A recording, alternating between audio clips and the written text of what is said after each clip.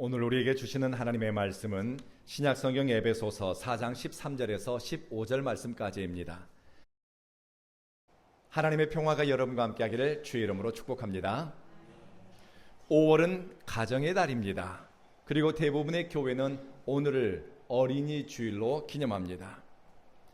어른들의 거울이고 또 자화상이 되는 아이들 앞에서 우리는 어떤 어른으로 서야 할지 어른됨에 대해서 말씀을 전하도록 하겠습니다. 한국 교회의 문제점과 그 이유에 대해서 전문가들은 여러 가지로 진단합니다. 사회적인 것, 정치적인 것, 문화적인 것. 그런데 교회가 세상으로부터 특히 젊은 세대에게 외면당하고 신뢰받지 못하는 것은 교회가 가진 영향력이 작아서나 혹은 돈이 없어서 프로그램이 부족해서가 아닙니다. 교회는 부흥을 말하지만 예수를 닮아가는 삶을 신앙의 표대로 제시하지 않았습니다. 선한 영향력과 프로그램에 대해서는 고민하지만 십자가를 지는 선택과 자기 부인에 대해서는 덜 고민합니다. 성공과 성장에 대해서는 환호하지만 그리스도의 장성한 분량, 안과 밖의 됨됨이에 대해서는 관심을 두지 않습니다. 무엇보다 교회의 어른이 사라지고 있습니다. 교회는 노령화되고 있지만 따라가고 싶고 닮고 싶은 신앙의 어른을 만나기 어렵다고 합니다.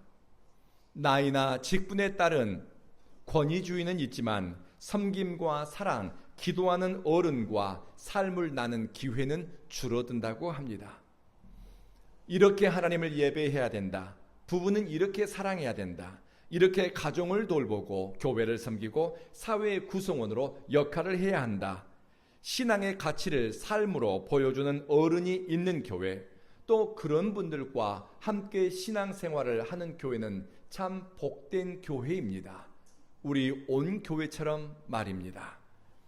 영혼의 위로를 받고 안식을 찾기 위해 교회를 가는데 뭐만 하면은 맞네, 틀리네, 나 때는 그렇지 않았는데 음식이 짜네, 싱겁네, 찬양을 잘하네, 못하네, 맨날 판단하고 점수를 매기고 평가하는 어른들, 이기적이고 권위적인 사람들이 모인 교회라고 한다면 과연 그 교회를 가고 싶을까요? 나는 어른인가? 나는 정서적으로 영적으로 마음 씀씀이와 삶의 방향에 충분히 성장했는가? 라는 질문을 우리 스스로에게 물으면서 오늘 말씀에 귀 기울였으면 좋겠습니다. 선지자 예레미야를 죽이자고 사돈의 팔촌, 이웃과 친구들, 동료들이 이구동성으로 난리를 친 적이 있었습니다. 그때 그 지역사회의 어른들, 공동체의 장로 몇 사람이 성난 군중들을 다독이고 그들을 설득했습니다. 여러분, 그리하면 안 됩니다. 예레미야는 하나님의 말씀으로 예언했습니다. 히스기야 왕 때도 재앙을 선포했던 선지자 미가라는 분이 있었는데 사람들은 그 선지자를 죽이지 않았습니다. 다만 하나님께 간구함으로 재앙을 피해갔습니다. 그런데 우리가 만약 선지자 예레미야를 죽인다면 우리가 스스로 큰 재앙을 불러오는 꼴이 됩니다. 설득하고 어른들이 말렸습니다. 어른들이 중심을 잡아주었습니다. 공동체의 울타리 역할을 했습니다. 어른들의 신앙과 역사에 대한 바른 인식을 가지고 있으니 공동체가 악한 길로 치우치는 것을 막을 수 있었습니다. 그리고 공동체의 어른들이 나서서 하나님의 종의 생명을, 안전을 보호해 주었습니다. 공동체 안에 역사와 신앙에 대한 바른 통찰력을 가진 어른, 믿음으로 삶을 살아낸 흔적과 사랑이 있는 어른이 있다면 그 공동체에게는 희망이 있습니다. 왜냐하면 다음 세대가 젊은이들과 아이들이 그 어른을 보면서 배우고 또 따라가기 때문입니다.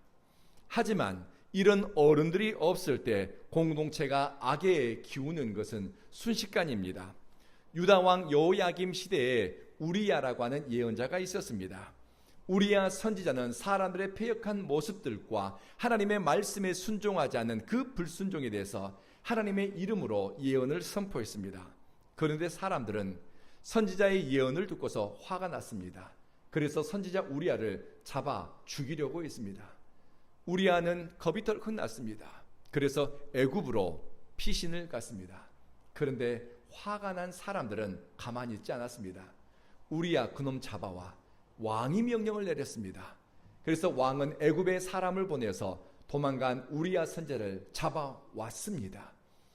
그리고 사람들이 보는 앞에서 칼로 우리야 선지자를 쳐 죽였습니다. 그리고 선지자의 시신은 평민들의 무덤에 유기했습니다. 그리고 무슨 일이 일어났는가? 남유다 공동체는 무너졌습니다. 참된 신앙과 삶, 헌신과 섬김의 흔적은 없고 이기적이고 권위적인 욕심 많은 기성세대만 있는 것이 고통입니다. 보면서 닮고 싶고 또 따라가고 싶은 어른이 없는 것이 공동체의 비극입니다. 에베소서 4장에서 바울은 온전한 사람을 이루어 그리스도의 장성한 분량이 충만한 데까지 이르자라고 당부합니다. 신앙을 갖는다고 하는 것은 우리의 최종 목적지에 이른 것이 아니라 이제부터 영적 여정을 시작하는 것입니다. 참 사람으로 몸과 마음, 생각하고 말하고 선택하고 행동하는 것 하나하나까지 예수를 믿는 그 순간부터 이제 새롭게 만들어지고 변화되어지고 성장해 가야 합니다. 바울이 감옥에 갇혀 죽음에 이르기까지 당부하고 또 권면했던 것은 여러분 예수 안에서 성장하세요. 믿음의 진보를 성품의 변화로 나타내세요. 그리스도가 여러분 안에 있다라고 하는 것을 세상 가운데서 보여주세요. 죽기 직전까지 당부했습니다. 성경에서 말하는 어른은 그리스도의 장성한 분량에 이른 사람을 의미합니다. 새 한글 번역 성경은 완전히 달아서 그리스도의 가득하심에까지 다다라야 한다라고 번역했습니다. 그리고 야고보는 온전하고 구비하여 조금도 부족함이 없는 사람을 가리켜 어른이라고 불렀습니다. 참 어른은 온전함에 이른 사람입니다. 여기서 온전하다라고 하는 의미를 여러분 퍼펙이라고 하는 완벽하고 흠이 없는 상태라고 오해하지는 마십시오. 학자들은 신약 성경에서 말하는 온전함이라고 하는 것은 목적에 도달한 상태를 가리킨다라고 해석합니다. 최종 목적지에 도달한 상태, 그것이 온전함이라는 것입니다. 하나님이 의도한 지점에 하나님이 원하는 모습으로 이른 사람이 온전한 사람입니다. 그가 바로 어른입니다. 그래서 그리스도 안에 있는 어른, 성령의 인도함을 받아가는 사람은 온전함을 살아내는 것, 온전한 사람으로 매 순간 지어져 가는 것을 신앙의 목적으로 삼습니다. 바울은 빌립보 교회 교인들에게 내가 이미 얻었다 함도 아니요 온전히 이루었다 함도 아닙니다. 오직 나는 잡으려고 달려갑니다라고 고백한 적이 있습니다. 인격의 됨됨이와 영적 성장에 대해서 이만하면 되었지, 나 정도면 훌륭한 거야 라고 말하는 것이 아닙니다. 나는 여전히 저 위에 있는 것을 붙잡기 위해서 온전한 삶의 그 과정 속에 나는 있다라고 고백했습니다. 더 위의 것을 붙잡기 위해서 거룩한 변화와 성숙을 남은 날 남은 생명에 채우기 위해서 혼신의 힘을 다했다는 것입니다. 바울은 그의 몸뚱이는 병들었습니다. 바울이 이렇게 고백합니다. 하나님이 자만하지 않게 하시려고 내 육체에 가시를 주었습니다. 그 육체의 가시는 앞을 보지 못하는 안질이었다라고 합니다. 몸은 병들었습니다. 죽을 몸뚱이입니다. 얼마 안 있어서 사형 집행을 받을 운명이었습니다. 그럼에도 불구하고 죽는 순간까지 그리스도를 내 안에 채우고 그리스도의 온전함을 옷 입기 위해서 바라고 원하고 또 열망했습니다. 언제까지요? 죽는 순간까지 말입니다. 이런 어른의 모습을 보면서 젊은 성도, 어린 성도들은 신앙을 배웠습니다. 삶의 태도와 신앙의 자세와 인격을 배운 것입니다. 우리 그리스도인은 완성된 기성품이 아닙니다. 성장하는 신앙은 온전함을 계속해서 추구하고 바라고 쫓아가고 멈추지 않는 삶의 태도입니다. 이런 사람은 어제의 모습과 오늘의 모습이 결코 같지 않습니다.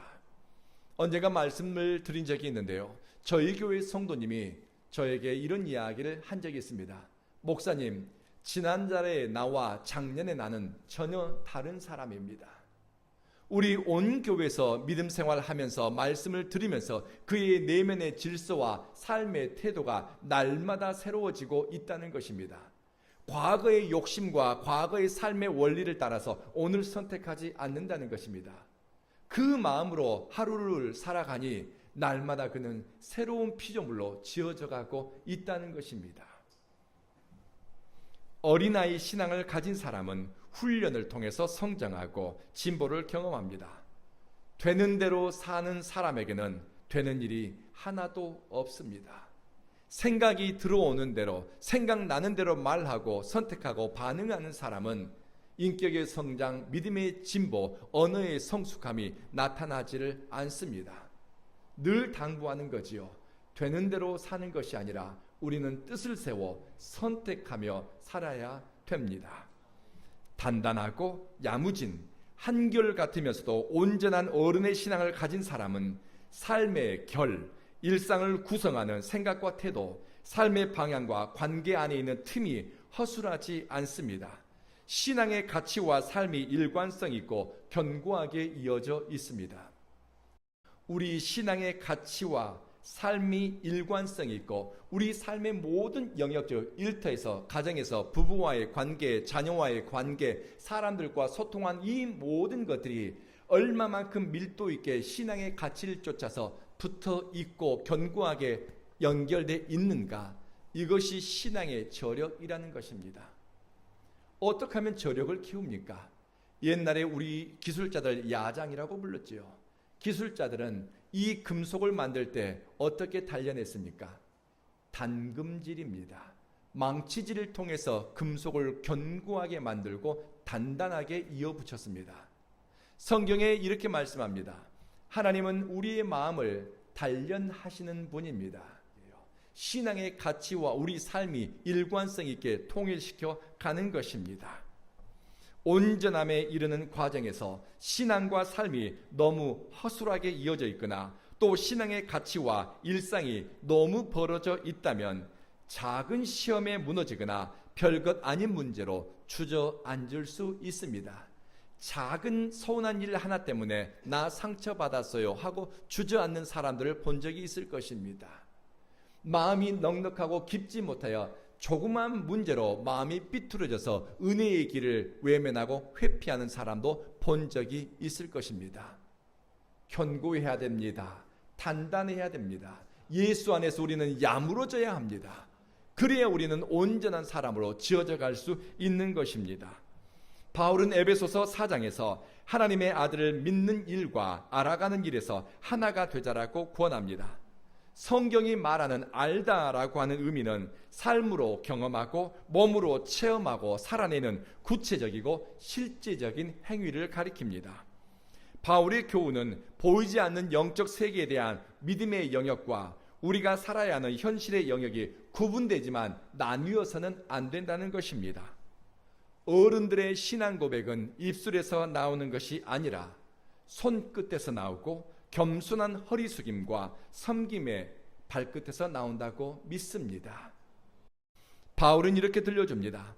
여러분, 철부지 어린아이가 되어서는 안 됩니다. 온갖 가르침의 파도와 바람에 이리저리 휩쓸려 다니면 안 됩니다. 아무 이야기나 듣고 다니지 말고 신앙이 자랄수록 듣는 것을 유의하고 아무 말이나 내 귀를 내주지 말라는 것입니다. 사람들은 자기 몸을 위해서는 음식을 가려 먹습니다. 내 영혼을 위해서는 듣는 것, 말하는 것을 가리지 않는 사람이 있습니다. 과연 이 사람이 자기 영혼을 사랑하는 사람일까요? 신앙의 구심점이 없는 사람, 미성숙한 사람은 이 소리에 솔깃 저 소리를 듣고서 동요합니다. 믿음의 뿌리가 얕은 사람은 유튜브나 여기저기서 들은 풍월은 많아서 이 이야기 저 이야기 교회와 신앙에 대해서 말은 잘 합니다. 하지만 신뢰할 만한 영적 공동체에서의 역할이나 연대가 없습니다. 기러기 신앙인이요, 떠돌이 신앙인이요, 뜨내기 신앙인으로 쇼핑하듯이 교회를 옮겨 다닙니다. 사랑의 짐을 진 흔적이 없습니다. 인내하고 참아낸 흔적을 삶에서 찾아보기 어렵습니다. 감정이 태도가 되고 뿌리 깊지 않은 생각과 의식 때문에 이리저리 휩쓸리고 다니니 마음에 평강이 없습니다. 야고보는 이런 사람을 가리켜서 마음과 이 삶이 동요되니 흔들리는 배와 같다라고 합니다. 절제와 성찰이 없으니 자기 마음의 굽어짐과 비뚤어진 언어 습관을 깨닫지 못합니다. 제가 다음 주부터 몇 주간은 신앙과 언어, 관계와 신앙에 대해서 시리즈로 말씀을 전하려고 합니다. 우리 어른의 신앙으로 자라는 것은 건강한 공동체 안에서 바른 말씀을 들으면서 일어납니다. 공동체 안에서 신뢰할 만한 권사님, 장로님의 선택과 뒷모습을 보면서 사랑의 소통 그리고 성도의 삶을 배우고 익히게 됩니다. 저는 이 지점에서 우리 온교회는 참 좋은 교회라고 저는 자부심을 갖습니다. 우리 교회는 닮고 싶고 따라가고 싶은 성도님들이 있습니다. 믿음의 삶을 살아낸 성도들의 믿음의 이야기가 있습니다. 그래서 저는 우리 온교회 공동체가 너무 좋습니다. 바울은 고린도전서 13장에서 내가 어렸을 때 말하는 것 어린아이와 같았다. 깨닫는 것이 어린아이 같고 생각하는 것이 어린아이 같았다. 장성한 사람이 되어서는 이제 어린아이의 일을 다 버렸다라고 말합니다. 어른의 신앙으로 성장할수록 어린아이의 철부지 신앙의 모습을 버리게 됩니다. 성장한다는 것은 버릴 줄도 안다는 것입니다. 신앙이 성장하면서도 과거의 죄된 삶에서의 인간관계, 죄된 습관과 끊어지지 못한, 성숙하지 못한 생각과 의식의 이런 습관들을 버려야지요. 끊어내야지요. 성장한다는 것은 버릴 줄 아는 분별력이 있고 결단력이 있다는 것입니다. 옛날의 생각과 좁은 세계관, 의식의 한계를 벗어나는 것입니다. 아이들을 키우다 보면은 아이들이 유독 좋아하는 옷이 있습니다. 애착 인형도 있고 애착 옷이 있습니다. 너무 아기들이 좋아하는 옷이 있습니다. 그 옷만 입고 밖으로 나가려고 합니다. 그런데 시간이 지나면서 그 옷이 작아지고 낡아졌습니다.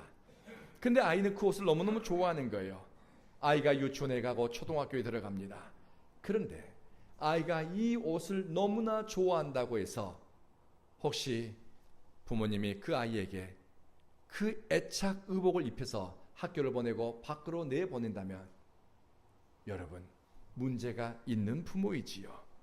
아이가 성장하면 몸에 맞는 옷을 입혀야 되고 아이가 자랄수록 단계에 맞게 행동하고 처신하도록 돕는 것이 부모의 역할입니다.